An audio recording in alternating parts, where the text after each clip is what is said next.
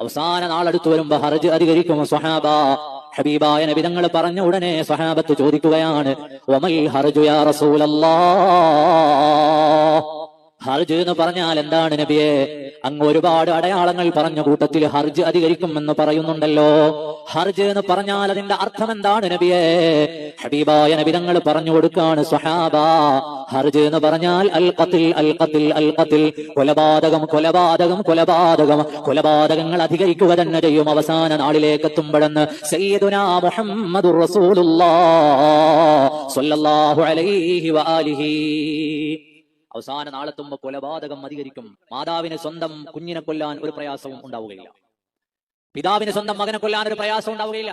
ഇന്നലെയും ഇന്നുമായി നമ്മുടെ വാർത്താ മാധ്യമങ്ങളുടെ മുഴുവൻ തലക്കെട്ട് നമ്മുടെ തൊട്ടടുത്ത പ്രദേശത്ത് നടന്ന 5 ആളുകൾ കൊല്ലപ്പെട്ട 23-കാരനായ മുസ്ലിം നാമധാരിയായ ഒരാൾ നടത്തിയ കൊലപാതകത്തിന്റെ പരമ്പരകളാണ്. ആരെയാ കൊന്നുകളഞ്ഞത്? നാട്ടിലിറങ്ങിയിട്ട് ആരെങ്കിലും കൊന്നതാണോ?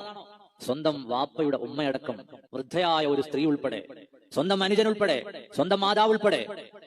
ആലോചിച്ചു നോക്കൂ, ഏറ്റവും അടുത്ത രക്തബന്ധത്തിലുള്ള മനുഷ്യരെ കൊന്നുതള്ളുന്ന സമയത്ത് നമ്മുടെ ഹൃദയത്തിലേക്ക് വരേണ്ട വിചാരാണ്, ഖിയാമത്ത് നാൾ വരുമ്പോൾ സ്വഹാബ അവിടെ ഹർജ് അധികരിക്കും.